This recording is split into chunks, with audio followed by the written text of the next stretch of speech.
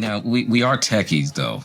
Yeah, man. Let's talk equipment a little bit. Like, do I need to go out and buy, the latest and greatest? Like, you got one of my favorite microphones in front of you. Yeah. Can I do this on my phone? Like, what do I need to actually create a podcast?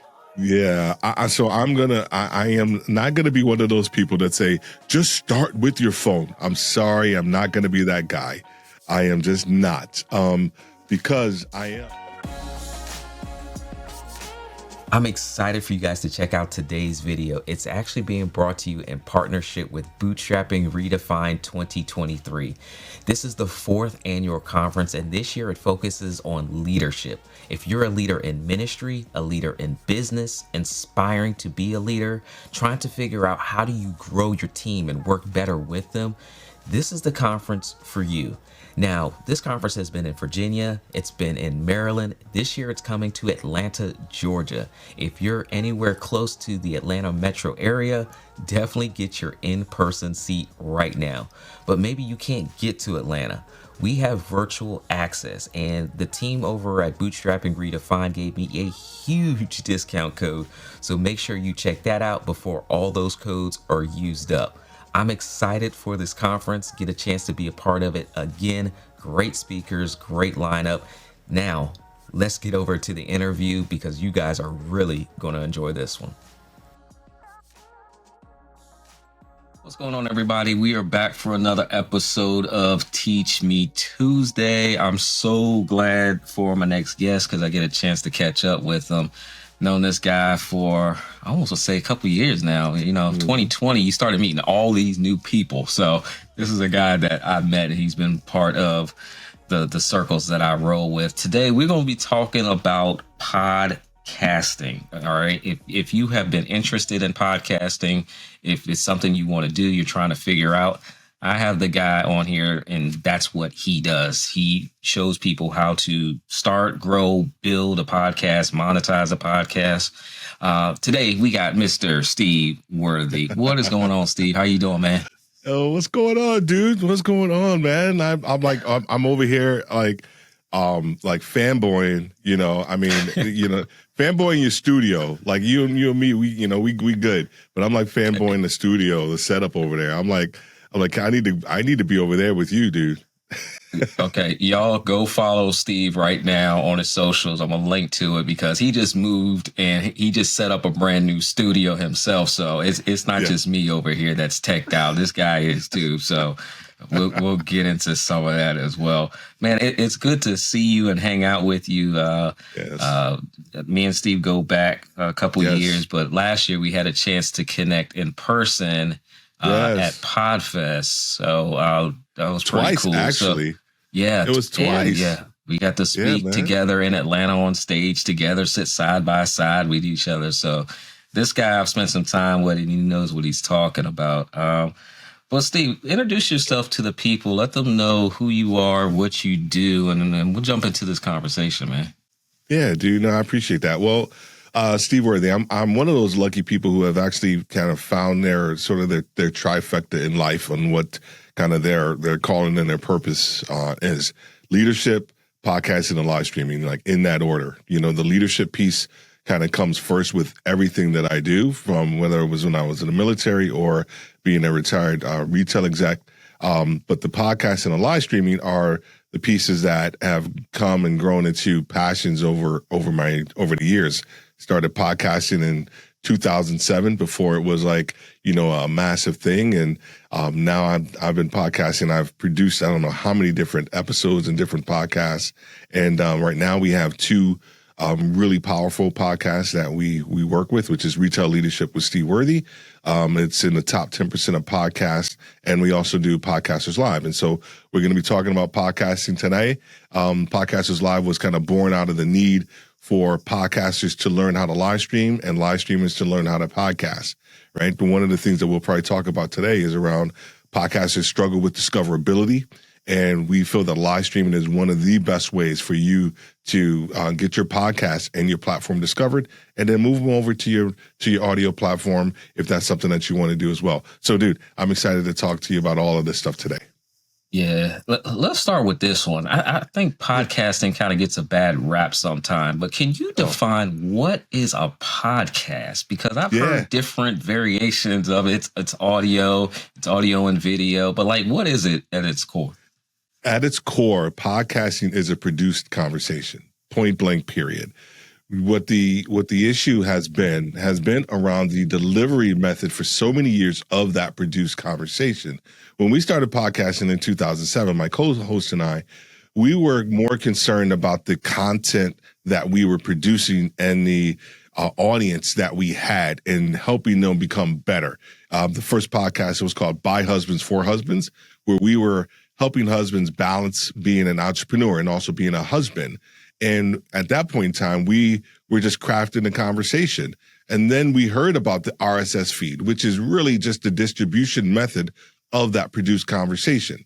And so over the years, we as Podcasters Live, we have adopted the mindset that a podcast is a produced conversation, whether it's highly produced or it's minimally produced. It is a produced conversation. It could be audio first, but it also could be video, as we're starting to see, kind of transpire now.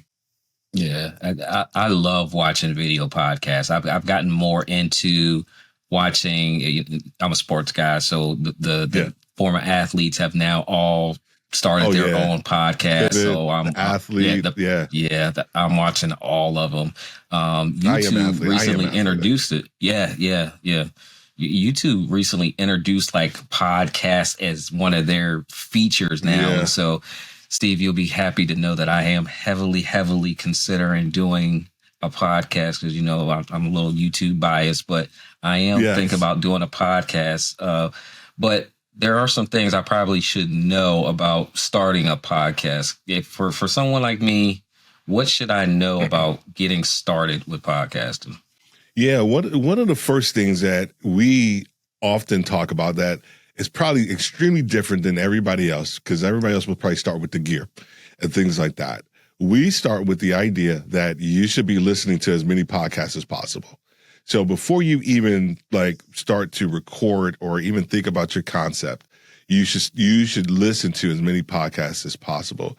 The reason we say that is that if you are going to be a surgeon, the goal for you to be a surgeon is that you need to study to be a surgeon. If you are going to be, if you're going to be a dentist, one of the first things you need to do is to learn how to be a dentist before you even pick up any instrument. I remember as in the Air Force, before I even got my plane as a crew chief, I had to learn everything about the plane first before I even touched the plane. And I think we get it backwards sometime with podcasting, is that we think about the gear first and not listening and learning and studying the craft first. The second piece that we talk about is what is something that is super you're passionate about. I put it this way: what's something that gets you angry and that you want to create a solution for? Typically, podcasting was born out of disruption. It was born because there was something on the radio, or there was things on the radio or in the media that we didn't hear. And we said, well, you know what? We need to create that vehicle. We need to create that medium. And so podcasting was created as a disruptor, as something to kind of help you fix a certain problem. And so I think if you think about it in those two contexts, first is like listen to as many podcasts as possible so that you can understand truly kind of what a podcast is, a conversation is, how to create a show structure, all those different things. And then you can focus in on something a problem that you really want to solve. And once you do those two things, I think you actually can start talking about some of the other things around gear, platforms, and all that other stuff. Yeah. I have the privilege of knowing you, obviously, but getting a chance to follow you as you do your podcast. So I always pick up these nuggets. You had me on your show a while back, and I want to link to the website because he has me as one of the premiere episodes on his website. So y'all go check that out. Right, but what I learned from you by kind of being a guest is how you speak. Like, I'm not the most eloquent of speech, but when you interview people for your podcast, I think it's hands down probably the best time I've had as an interviewee. Like, you have questions, and Can you guys talk about like how you do the interviews with your podcast? Because last week on Teach Me Tuesday, I was talking about content creation. Sometimes you might feel like you don't have anything to talk about, but doing an interview like this allows you to collaborate, bring on guests. But I think there's a certain way to do the interview because I've listened to podcasts where the speaker has done all the talking. It's like I didn't listen to the podcast to hear the interviewer. I had listened to the interviewee because that's why I'm here. Can you kind of speak to that? Dude, I love that what you just said because that's 100% correct. I think one of the first things that you do have to learn and understand is that whoever you bring in your show, ideally the goal is for that person to educate and equip your audience. And the other part of that is that you have to think like a person in the audience. You have to remain curious, right? So a lot of times, and it just takes practice. And it takes practice because, I remember when we did our interview, you would say something really dope. And I'm like, okay, hold on for a second. We got to go down that rabbit hole. And we would go down that hole because I was curious because I knew my audience was probably thinking the same thing. They're probably like, hold on for a second. Monty just said something really dope. Like, can you explore that? And so in doing that, I'm able to go a little deeper with whatever that answer may be because it's something that the audience needs to hear. But then the goal is to make sure that you're able to kind of pull back out of that rabbit hole and get back onto the main topic that you guys want to talk about. So there is a technique to that, and it really truly takes practice. But the other side of it is that I always make sure you have to know like your content. Right. And you have to know what you're going to talk about and what you want to get out of this interview. I think the tendency is that when people interview people, they even just have a list of questions. Right. I don't want that. I want to know what I'm going to get out of this interview because I'm going to be learning too. And if I approach it in that fashion, then I'm going to remain curious and I'm going to remain inquisitive about you as the interviewee. And then as we continue down this this process of the interview, man, I'm able to bring out stuff in people that I had Omar El Takori on the podcast from Think Media. And one of the cool things and that we got out of that from feedback standpoint is like they were like, dude, I didn't know all of that stuff about Omar. I had no clue that he was this, he did this, he did that. So part of that for me was I had to remain curious with Omar and just like, dude, okay, tell me about this part. So I think remaining curious, having not just questions, but whatever it is that you want to get out of that show and have the ability to pivot when somebody says something really good that's going to resonate with their audience and you, and then be able to backtrack and make sure that you're able to kind of remain and get back on task and make sure that you're going to, finish the interview strong. Yeah. I highly recommend you guys check out Steve's episodes because I think you're a master at how you do that. Like I really I'm drawn in to stay through the entire podcast because the guest is providing that information and you're giving them that opportunity to actually speak. And I think that as a listener, like I appreciate that, if that makes sense. So many people, like podcasting is a big thing after 2020. Like you said, you've been doing it 2007, so it's not new. But all of a sudden, when everybody was stuck at home, that word kind of popped back up again. And since people have started, some people have fallen off. Can you tell us like what makes a successful podcaster versus someone that's going to quit after episode 5? Yeah. So in the industry, we call it pod fade, and it's typically episode 7. The vast majority, I want to say around 50% of podcasts actually fail, and about 40% of those podcasts that fail are due to pod fade. And the goal or the idea of what we help people do is to teach and coach and train them to get past that hump of 7 and help them actually get to 12. 12 is what we would consider the full season within the podcasting world, if you will, podcasting industry. The biggest issue is what we see is that it's really like sort of twofold. The biggest issue is mismanaged expectations. Is that when you you see a lot of the successful people and even some of the celebrity podcasts out there, typically going 1, 2, 3 hours on their podcast and are getting all these downloads. And, we're like, well, we can do the same thing. I could talk to my boy about the Knicks, and, we could talk about for 2 hours. And then they're, like, well, nobody really knows you, and no one has, you haven't developed, a process or a following in order to do that. The mismanaged expectations the realistic expectations have to be that, it's going to take time in order to build an audience. And that is just part of the process, is making sure that you are building a process and building processes around it. And the second part to that is an ecosystem around your podcast. So recording a podcast and uploading it is probably about 40% of the process, period.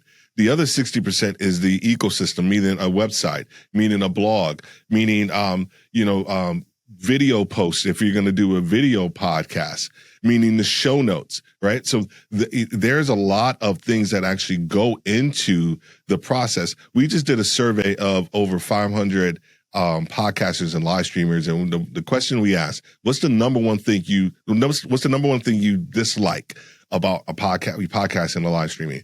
And about 62% was the marketing side of it, or what we call the afters. So it's not just the creating of the podcast; it's actually the afters. It's the marketing, it's the video clips, it's the show notes. People can't stand that. They love to get in front of the mic, but they don't have a process in place to do that. And so that's where people felt. And then the last one, and I'll give this one's for free, all of you guys, is you try to do it alone.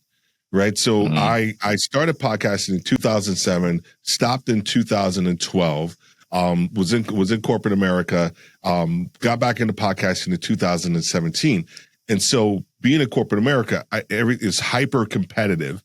So when I moved into podcasting, I thought podcasting was going to be the same, because there was just so many, so much so many podcasts out there. I was like, oh my God, it's going to be super competitive. No one's going to want to help me. No one's going to want to, talk about mics.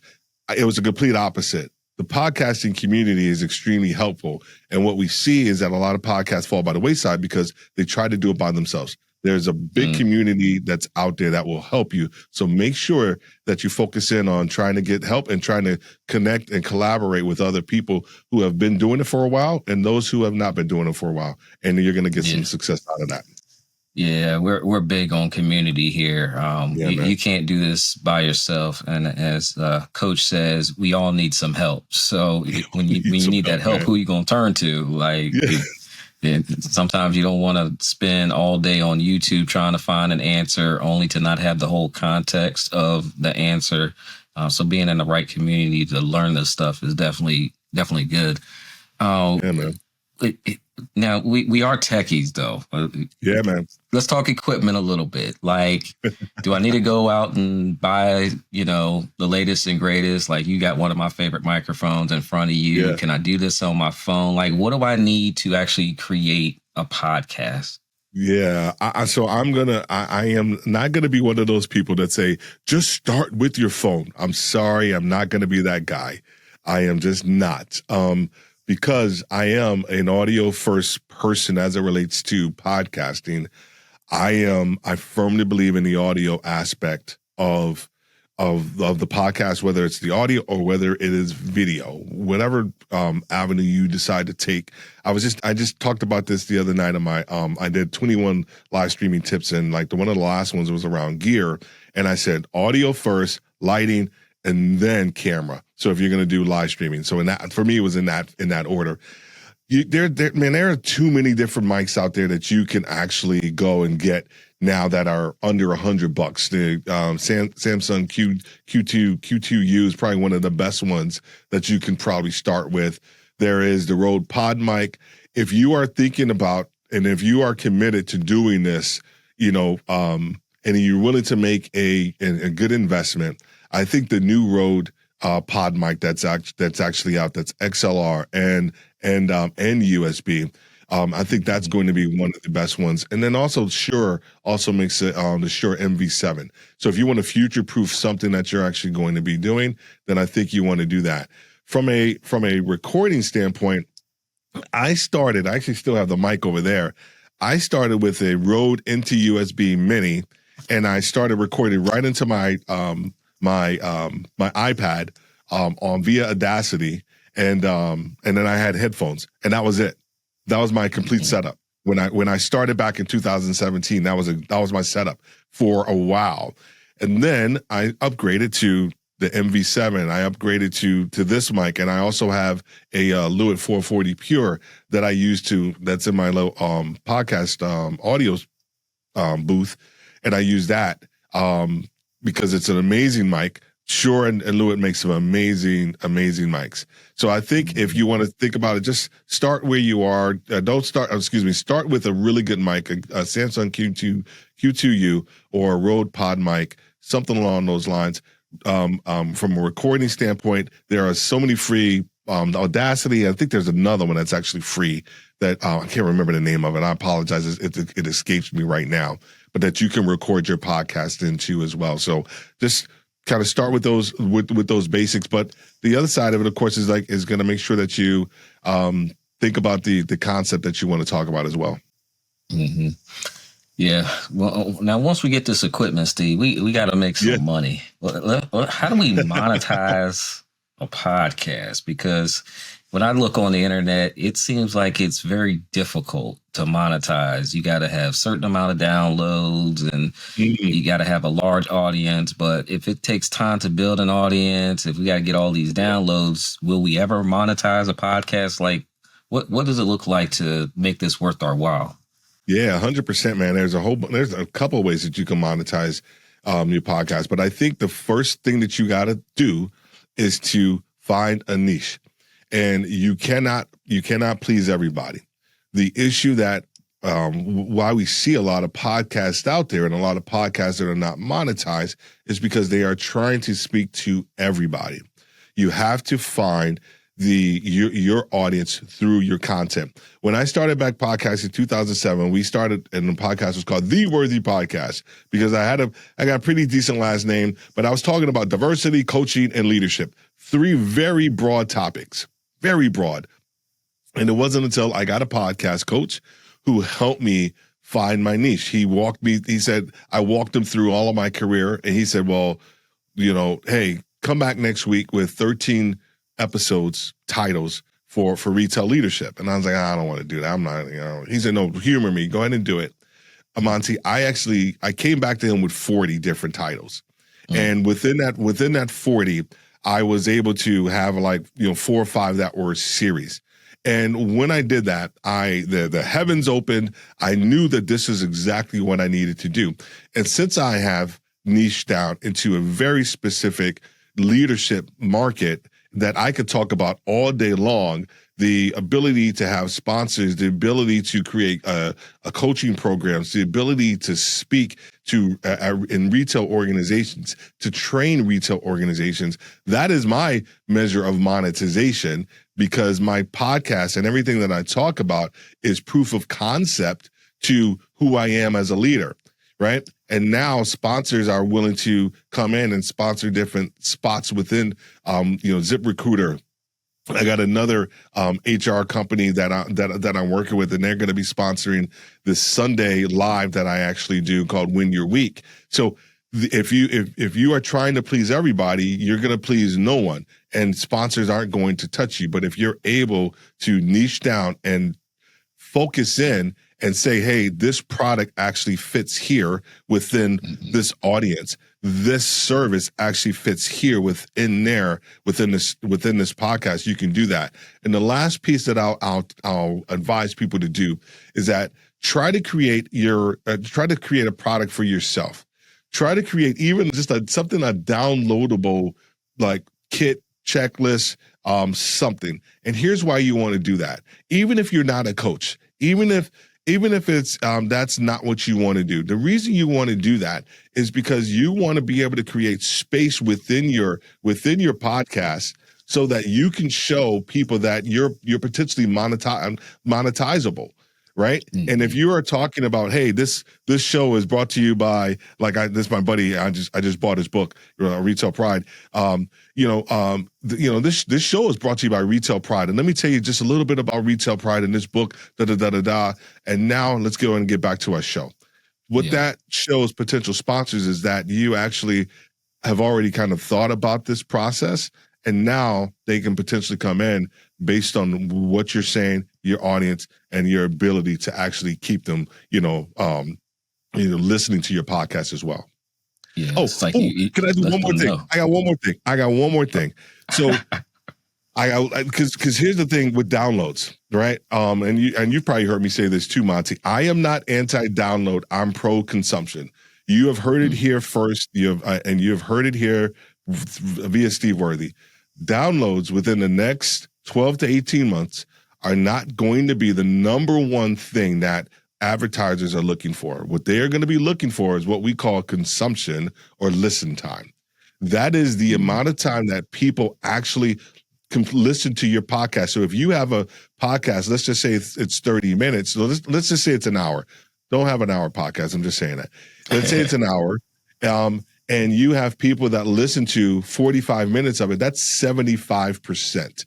The average listening time or consumption is around 55%. So just think about it in that context. If I'm an advertiser and you have 75, 80% consumption, that means your content is good. People are listening to your content and they're staying for your content. So if you run 2 to 3 mid-rolls within that podcast, guess what? They're more than likely, they're going to listen and they're going to hear it.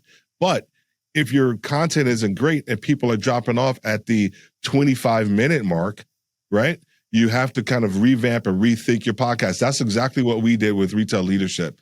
We were going 45, almost 50 minutes. I looked at my numbers. People were dropping off at around the 30, 32-minute mark.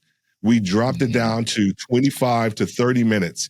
And our consumption went from 57% to now we're at around 88, 92% with all of our podcasts. So content is going to be king, but I'm telling you right now, downloads are going to be almost a thing of the past, and that consumption and listen time is going to be the thing that's going to drive them. Yeah, similar to what we have on the YouTube side, that retention 100%. graph is like, how long 100%. Are they staying to consume your content? 100%, dude. Yeah, you were talking about your name and monetizing, and one of the ways I know you monetize is through apparel. So I can't make this up, So if I go to my text message here from what time are we recording this here? 3:33 p.m. Steve, Eastern Standard Time. Yeah. If I go back to my message here at 1:52 p.m. just a couple hours ago, I got a message from my wife. It's a screenshot of "Know Your Worth" in the raspberry color. I respond back to her. I paid Steve's bills off of the orders I made. I said, already ordered the black one and the raspberry shirts for you yesterday. Like, you got the whole retail thing. You got the play on your name. Like, let's talk branding, man, because I think creating apparel that plays on some branding is an easy way to sell, because your last name is Worthy. The shirt says, know your worth. Like, I would wear that even if I didn't know who you were. And I'll link to Steve's store if you guys want to check out the shirts. But can you kind of talk about how to brand your podcast or brand your apparel and how we can monetize that too? Because it's clever. Yeah, man, I appreciate that. And you have to, my British friends always say this, and I learned this a long time ago when I was doing business, and then it carried over into podcasting, is that you have to do what it says on the tin. So if you go into a store and it says soup, there better be soup in this can. If you go into a store, it says milk, and there's orange juice in there, that's an issue. So the same thing needs to be with how you brand and how what you call your podcast. And there are too many people out there trying to be clever. Stop it. No one pays for clever. People pay for solutions, and they want to know what they're getting. So when I had The Worthy Podcast, no one knew what they were getting. They were like, man, dude, you're talking every 1 week you're talking about diversity, 1 week you're talking about coaching, 1 week you're talking about this. But when I branded to Retail Leadership with Steve Worthy, boom, everybody knows exactly what I'm talking about. They get it. Podcasters Live. They know what I'm talking. They know exactly what I'm going to be talking about. I'm going to be talking about podcasting, and then live, I'm going to be talking about live streaming. It does. I do exactly what it says on the tin. So the play on words, know your worth, just came out of me really kind of finding myself and like stepping into really my purpose and my worthiness or my worth that God has given me. And so of course it's out there. Know your worth is nothing new, right? But for me, it meant something completely different to what I was stepping into in this entrepreneurial world and kind of leaving the safety net of my executive role into doing this. And so I think making sure that it aligns with whatever it is that you're doing is so important as well. I also think that and Preston so kind of helped me with this too, right? I think it has to have meaning, right? People have to resonate with whatever it is that you're saying. We may have some of the greatest ideas in the world, but if it doesn't resonate with the audience, the people that are actually going to get in their wallets and buy something, it just doesn't matter. I can have some of the dopest ideas and I'm like, oh, that's awesome. But if nobody really likes them and nobody's thinking about them, then is it really that dope? So I think we have to make sure that there is some continuity between your brands and what you're talking about and also what you're going to be offering to the audience and also to customers. Yeah. And just have a cool last name. Like, and I was, my oldest daughter, Kayla, God bless her, I love her. She's just been crushing it in this. She's an event planner for Luxana, that the eyeglass company, and she's just been crushing it. So she got married, and I remember before she got married, she was like, "Dad, oh my gosh, I'm like, I don't want to lose my I don't want to lose my last name." Because her husband's last name is May, and she's like, I don't like his last name. She said that I got a dope last name. I don't want to lose it. So she ended up keeping it. So she's still Kayla Worthy, like to this day.